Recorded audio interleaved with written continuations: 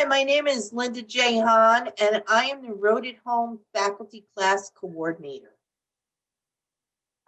We're here at Road TV, and we're going to bring you some interviews with some of our faculty. And today's guest is Patti Laird. Hi, Patti. Hi, Linda. It's great to see you again. Yes, you too. I haven't seen you in a long time. I know.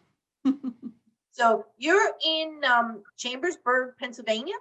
That's correct. Yeah, kind of in the south middle of the state. If you think the state is a big rectangle, I'm right down in the bottom. Ooh. And is this your first time teaching at Road? It is. I am so excited. I have so many friends on the West Coast who rave about what a great show Road is, and I've never been able to get out there yet. So, Road at Home Virtual has been awesome. I can't wait to do this. It's fabulous. It's totally fabulous. I enjoy working with them too.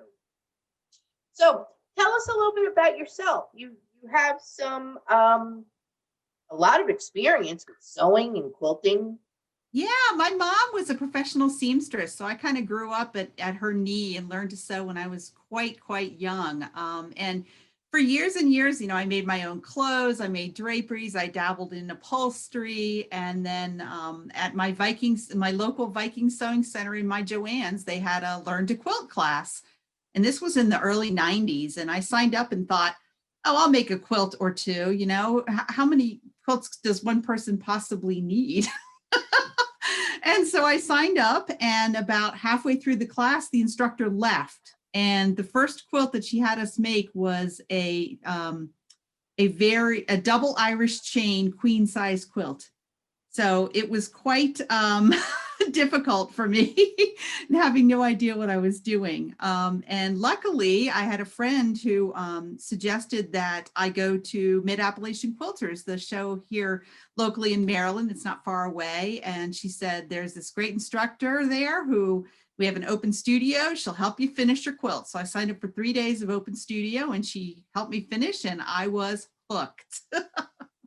And you ended up being on the board for that organization. I did. I found out about MAQ, and I attended as an attendee for a couple of years, and then I served as president of MAQ for 2 years with some really good friends. And we were just reminiscing about that yesterday, as a matter of fact. And so I happened to pull out a notebook out of my desk that had a bunch of our meeting notes in it, and I emailed them all and said, guess what, girls? And that's how we met. And that's how I met you. And that's how we met. Fabulous quilting instructors who've been really helpful with, to me as I've tried to get this to be more of a business in my life. So, that kind of happened because I had a friend come to me with 2 coordinated sets of fat quarters that she had bought, and she knew nothing about sewing. She just liked the fabric. And she said, can you make a quilt out of this for me? And so that was my first pattern, and that's fat quarter twist, which I'll be teaching at Road. It's a very popular pattern. It sells quite well at quilt shops. I've taught it a number of times at quilt shops, and I made the pattern, and then I decided that, hey, I was kind of onto something here, and that maybe, I should start doing my own patterns. So that's kind of how that all started. Wow. And you're doing a couple of other classes too. The one that, of course, piqued my interest was the Hexagon, the Hexis. Yeah, the Hexis. A lot of people want to learn how to do English paper piecing, and it's a fun, quick project that kind of combines both things. We learn how to piece do the English paper piecing with the hexagons, and I show you both, the glue technique and the sew technique, different ways of basting them, because there are different ways to deal with those. And so we whip up some Hexis, and then we quilt them on a plain background. So again, another fun project that combines both machine, quilting to finish it off, but also some hand stitching. Okay, and you have a couple other classes, thick or thin.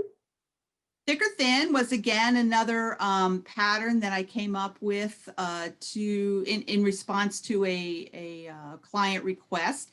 I specialize in making memory quilts, and this client brought me a ton of clothing all in pastel shades, and I decided that it would make, I kind of came up with the design, and then once again said, this would be a nice pattern. So I created the pattern. It's another fast, easy quilt that is popular at quilt shops for a class. So can be made scrappy or could made more controlled if you have a set of fat quarters or, you know, a line of fabrics you want to use. Yep. And then some of these quilts are classes, are mystery quilts that I taught.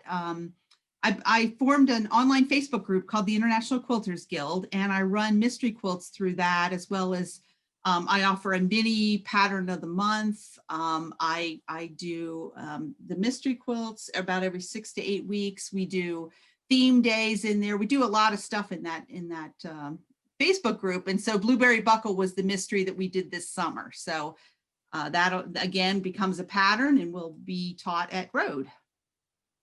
Cool. Now,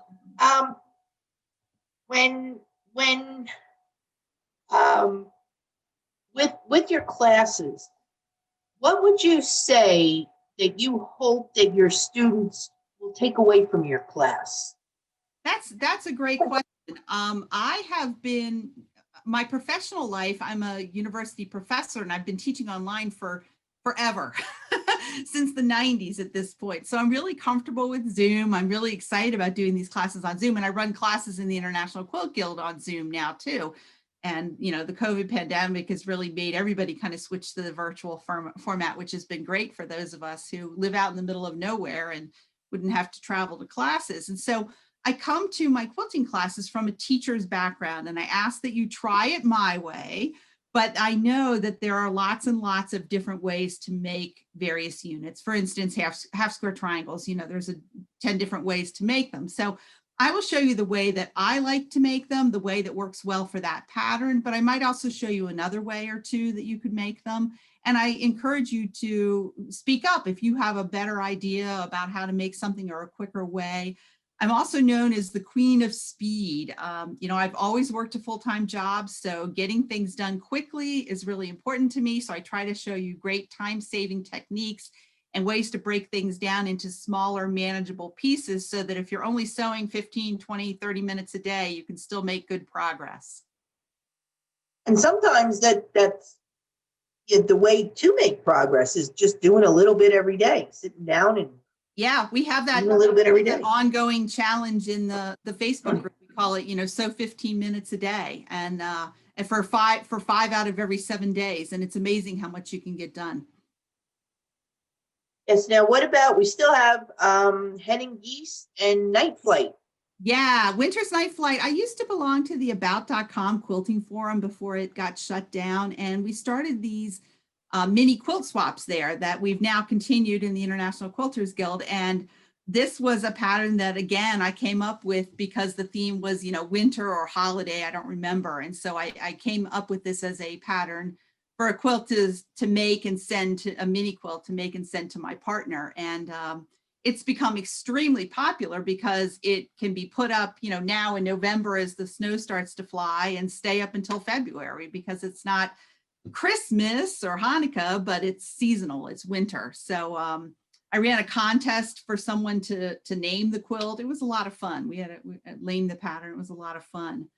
And Hens and Geese, I wanted to make, I was looking at ways to come up with different colors. This was also a mystery quilt. People ask me all the time, and I'm sure they ask you as a quilt teacher, you know, how do you pick fabrics for a quilt and know that they're going to go together?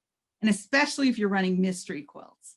Yeah. And so, you know, Bonnie Hunter is famous for using her paint chips, you know, and so I found an online tool that I use that I'll talk about in that class too, that helps you kind of come up with colors that are complementary to the one that you want to use or that will look good together. And I chose that really rich purple of that quilt as my starting point. And then I came up with other, so it was an exercise in using color to come up with that quilt.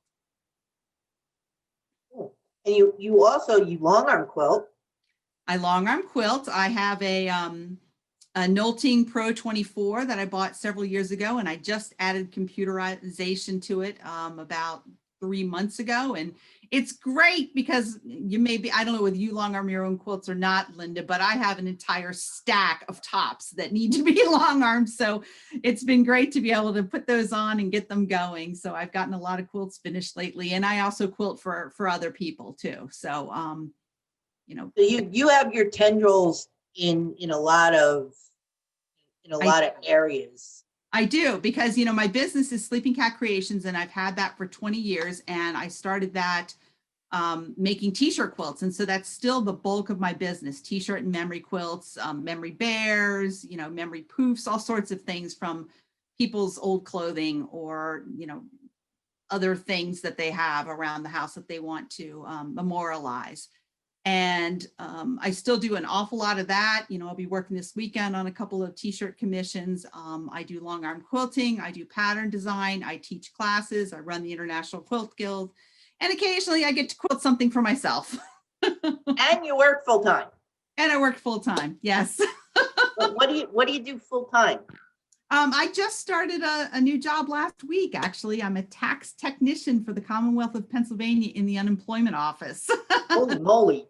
As you can imagine, I have a master's degree and a doctorate in business. And so this is really using my business degrees. And we serve the employer side. So we help the employers with the taxes that they have to take out for unemployment. And then, as I said, I still adjunct teach too. And I teach information systems management for the University of Maryland Global Campus online. So I have a lot of jobs. I stay really busy. I have a very understanding husband who gets that, it's important for me to do all this different kinds of work. And I like it because, quilting is different from tax law. It exercises my brains in different ways, and that's a good thing. Now, what do you think? I mean, Matt actually asked me this question in my interview.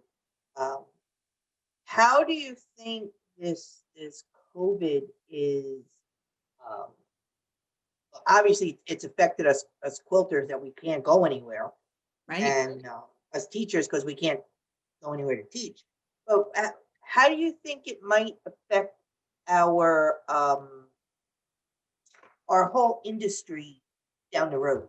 Yeah, it's been really interesting because not only those things that you've mentioned, but fabric is hard to come by. I'm sure if you were making masks, that elastic went out of, black fabric, white fabric, any neutral color went out of stock immediately. It's been very hard. I order wholesale supplies. I have a really hard time with things being back ordered and out of stock. So that's been hard for shops as well as those of us that, work privately in a small business. And I posed that question today on the International Quilters Guild about how many of you are buying fabric online. And a lot of people have said, I would love to support my local quilt shop, but they're not open, or they only have curbside delivery now. So a lot of people are I think that's going to really hurt local quilt shops. I know my local quilt shop is open and offering classes, but I'm not comfortable teaching in person right now. They have a very small room. And so I just said, sorry, I'll be back when this all gets a little bit more calmed down. But on the flip side, I think it's been great because there are lots of people like me who wouldn't have been able to get to Rhode this year who are going to be able to take classes from teachers all over the world, which is pretty amazing. I think that's awesome. There'll be real-time classes, and they'll get a chance to really, it's not the same as being there, and I can't go over and say, oh, well, that's what's wrong with your machine and why it doesn't sew right now. But I really think that's been great. I hope that it will actually continue a little bit. I hope there'll always be a little bit of Rhode virtual. Even if the show comes back, which I'm sure it will, I think that once we get all the kinks worked out technologically, that it's a great thing. My husband's a fly fisherman, and he was saying yesterday that he's kind of bummed that their industry has not done the same thing we have. Because he said, there's no reason why they couldn't offer fly fishing, fly tying classes online, and vendors couldn't have space like they're doing with the Houston show, have a virtual quilt show, virtual vendor show. So I think it's created great opportunities. I've been really glad to see the quilting industry pivot to take advantage of those opportunities and not just say, oh, we can't have anything anymore. We all want to see our friends. I also run quilt retreats. I've had to cancel 3 of them this year, postpone others. It sucks. I want to hug my quilty friends, but this is the next best thing. So I'm going to make the most of it. Awesome. So your website name is? sleepingcatcreations.com. But you can also go to the internationalquiltersguild.org if you want to learn more about us there. Okay. So if you're looking to find Patti, or you want to find out a little bit more about her, you can go on her website. It's pretty in depth because I was there, checked everything out, and her Facebook page, and you can sign up for her Sleeping Cat classes. Creations and the International Quilt Guild have Facebook pages as well. And I invite you to join our very active group on the International Quilters Group on Guild on Facebook. We have a great group of ladies. We've been doing virtual sip and shares on Friday nights. You know, there's a lot of free stuff. There is a membership level to that group if you want to join, but you certainly don't have to. That gets you things like the mystery quilt, the classes, the patterns, all for as part of your membership. But you can buy them as one-offs, or you can just participate and not buy anything, and that's fine too. So it's more a community building thing too. But yeah, if you're interested in long arm quilting services or on any of my patterns, I do have an Etsy shop that's linked to my Sleeping Cat Creations website. So you can find me at all those places. I'm pretty active on social media. I have Instagram accounts, Twitter accounts, so you can find me. I'm out there. Okay. And if you're looking for Patti's classes and you like to see what she's teaching and put a picture to the names that we were talking about, please go to our website, roadtocalifornia.com, and you'll go to the where you can choose your classes at Road at Home and search for I think we have you listed as Patti Laird, Laird. Correct. And in the drop down menu you'll be able to see her classes. Yep. So Patti, thank you so much for coming on. Oh, it was good to see you and chat with you. I know. I mean, we're Facebook friends, and I follow you on Facebook and enjoy your life virtually. But it's great to see people's faces and talk to them too. So yeah. Yep. So well, thank you so we much will for see this you at Road at Home. Yeah, sounds great. Thanks. Okay. Bye, Patti. Bye.